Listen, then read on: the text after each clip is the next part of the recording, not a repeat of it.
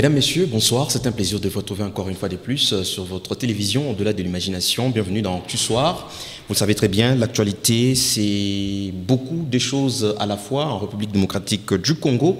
Nous sommes pendant le mois de mars, le mois de la femme, et vous le savez, la République attend le tout premier ministre, le premier ministre donc qu'on continue à attendre, et beaucoup pensent que ça devra être une femme et bien d'autres choses pour relever en tout cas les différents défis que le pays a pendant ce moment. Nous recevons sur ce plateau ce soir Madame Sylvie Kazadi-Chavula. Elle est leader des femmes, elle est actrice dans le monde des défenses des droits de la femme, et avec elle on va échanger autour de toutes ces questions et bien d'autres. Madame Sylvie, bonsoir. Bonsoir. Bienvenue sur ce plateau. Merci. Alors, vous êtes leader des femmes et vous savez très bien que la République continue à attendre le Premier ministre. Selon vous, ou alors d'après vos analyses des choses ou des défis sur le terrain, vous aimeriez que ce Premier ministre soit un homme ou une femme? J'ai pas de préférence, mais si ça verrait que ça soit une femme, ça sera une bonne chose parce que la femme, en tant que mère, elle a beaucoup de capacités de faire beaucoup de choses. Et puis en plus, si on a une femme, elle comprendra le souci parce que c'est elle la mère de la nation. C'est elle qui a donné naissance. Elle fera les choses peut-être mieux que les hommes. Alors on pense que vous avez plus des penchants vers une femme qu'un homme? Pas de penchant, mais c'est une réalité. Pour le moment, bon, moi je pense que les hommes ont fait, mais c'est son office. Alors, on n'a jamais compris le fait que les femmes soient beaucoup plus nombreuses dans le pays, mais que ce soit toujours les hommes qui dirigent et au poste stratégique. Bon, c'est une conception qui est universelle de croire que les hommes peuvent faire mieux, mais néanmoins, ils oublient que la femme, c'est elle la mère, elle peut aussi faire mieux, et il faut toujours lui donner la chance. Et vous pensez que la femme, elle est beaucoup plus active dans le monde politique pour se chercher aussi les places de choix? Pour le moment, oui, je pense que beaucoup de femmes sont actives, elles cherchent les places de choix, mais on ne leur octroie pas ça facilement. On ne leur octroie pas. Pourtant, nous sommes dans un régime où il faut passer par les élections et ce sont les femmes qui élisent. Mais nous sommes pendant le mois de mars. Aujourd'hui, nous sommes le 26. Bientôt, ce mois va se clôturer. Mais on sent que ce mois, il n'y a pas assez d'activité. C'est beaucoup plus timide.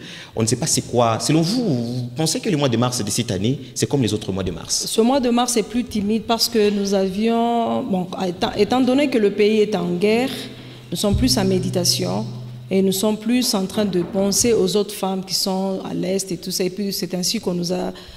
ce mois, on n'a pas fêté, mais on a plus été en deuil et en méditation. Et même les femmes leaders, même si la méditation devrait s'observer bien sûr, mais les femmes leaders, les actions, on ne les sent pas. On ne voit pas les femmes leaders sur le terrain, même si c'est en méditation, même s'il faut sensibiliser, même s'il faut échanger. Voilà pourquoi on est là. Et on veut clôturer ce mois en parlant de cette femme au cœur maternel, cette femme qui doit comprendre que... Ah, la femme au cœur maternel. Oui. C'est quoi déjà? C'est cette femme-là qui a pour mission de protéger la vie à laquelle elle a donné naissance. C'est ainsi que, comme on peut parler du mois étant timide, cette femme est en train de méditer sur la vie qu'elle a donnée, qui est en train de se perdre. Alors, il faut qu'il y ait cette femme qui doit se lever pour faire voir que la mère a pleuré devant le Seigneur. La mère est en train de crier vers le Seigneur pour que les choses aillent et que ses enfants auxquels elle a donné naissance puissent être sauvés et protégés. Votre engagement personnel ou bien vous avez avec vous 2-3 personnes? Oui, nous sommes une plateforme, les femmes au cœur maternel. Ah, c'est une plateforme donc? Oui, vous avez une structure? C'est une structure qui est là depuis 2010. Et bon, étant donné que nous restions à l'étranger, nous venions chaque année avec des conférences. Et sur place, nous faisons aussi des conférences pendant qu'on est ici. Et chaque année, on fait ces programmes. Et cette année, on a préféré le faire à la fin du mois pour parler de cette femme qui mérite d'être célébrée. Alors, par rapport au thème de cette année, investir en faveur de la femme, multiplier ou encore accentuer beaucoup plus les actions dans le sens de soutenir la femme, qu'est-ce que vous, les femmes leaders, vous avez pu faire par rapport à ces thèmes durant ce mois de la femme? Moi, je pense qu'il y a eu beaucoup d'activités. Il y a eu des activités où on a vu les femmes, par exemple les mamans de société civile et tant d'autres, qui ont eu à faire des actions, de collectionner les biens qui seront envoyés, de l'argent qui sera envoyé en faveur de nos sœurs qui sont à l'Est. Il y a eu des actions, mais timidement faites. Alors, dernièrement, nous avons vu, c'était ministre d'État, ministre de l'Environnement, F. Bazaïba, qui a été à la tête d'un groupe de femmes qui sont parties effectivement voir les femmes de l'Est. Elles ont rencontré même le gouverneur militaire du Nord Kivu pour poser ces actes-là. Est-ce qu'on peut dire que les femmes de partout avaient contribué, notamment vous aussi? Est-ce que vous avez pu vous joindre à ces actions-là? Effectivement, on le fait. Ce n'est pas tout le monde qui doit voyager. Mais il y a des actions, il y a des femmes, des contributions qu'on fait et qui sont canalisées par des structures pour que ça puisse atteindre les femmes. Et ces contributions, comment vous les faites? Par quel moyen, par quel canal ces contributions vous parviennent? Et comment vous sensibilisez les femmes? Il y a eu des événements, bon, par exemple des programmes faits là où les femmes ont amené du matériel. Il y a des actions là où on contribue avec de l'argent. Bon, par exemple, on nous contacte personnellement. On nous dit, bon, il y a cette action, veuillez contribuer, on le fait. Alors, pour cette année, c'est les femmes en général ou il y a une catégorie des femmes encore beaucoup plus ciblée pour cette année par vous? Non, c'est la femme en général. La femme en général. Oui. Et quand vous partez au Nord Kivu là-bas, vous ciblez les femmes déplacées ou bien les structures des femmes? Personnellement, je n'ai pas été dans ces organisations mais j'ai contribué d'une manière ou d'une autre. Voilà. Et ici sur place alors, s'il faut que vous puissiez préserver la vie, comme vous le dites, femme au cœur maternel, ouais. S'il faut préserver la vie, vous faites allusion à quelle catégorie des femmes? Les jeunes filles, les enfants dans la rue ou bien les filles mères ou quelle catégorie des femmes? Quand je parle de la femme au cœur maternel, c'est tout le monde peut être mère. Okay. Tout le monde peut être femme. Mais il y a cette femme qui a ce cœur-là, c'est cette femme qui craint le Seigneur, cette femme qui a cette mission, qui prend cette mission à cœur, la mission de préserver la vie à laquelle elle a donné naissance. Parce que nous voyons peut-être dans la parole de Dieu, quand le pharaon, bon, il y a eu Joseph qui était avec ses frères en Égypte, voilà. Les enfants d'Israël, on les a vus là, et après il y a eu le temps où on leur avait demandé d'avoir... Ils se multipliaient. Quand ils se multipliaient, on a vu Pharaon être très furieux. Il a dit non, c'est dangereux. Okay. Alors il faut commencer à tuer les enfants, les garçons qui naissaient. Et vous savez que les garçons sont des porteurs de la sémence. Si on restait toutes les femmes au Congo ici, sans hommes, on ne va pas se multiplier. Mais on a les hommes qui sont des porteurs de la sémence. Et Pharaon connaissait cela. Il a dit non, tuez les garçons. Pour affaiblir. C'est ainsi qu'on a vu que le diable aussi, il a cette mission de vraiment anéantir tout porteur de la sémence. Tout porteur de la sémence, les enfants de Dieu qui ont la chose de Dieu, qui ont les dons de Dieu. Vous voyez qu'il y a trop de choses, la vie étant difficile et tout ça, les gens ont tendance à laisser la foi et tout ça. Mais il y a la femme qui doit se lever pour protéger ces porteurs de la sémence.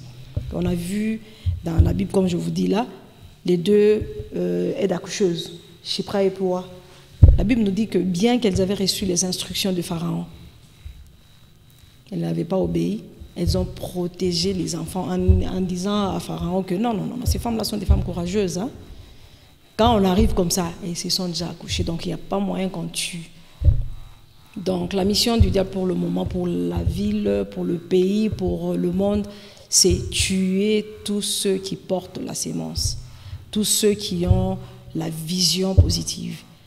Tous ceux qui ont les dons de Dieu, tuez-les. Mais il faut que cette femme-là, au cœur maternel, parce que la Bible nous dit que Shipra et Poua, elles craignirent Dieu et elles avaient protégé. Alors nous voulons que cette femme-là qui craint Dieu, qu'elle protège la vie de ses enfants à qui elle a donné naissance. Cette femme au cœur maternel, c'est l'Église de Dieu.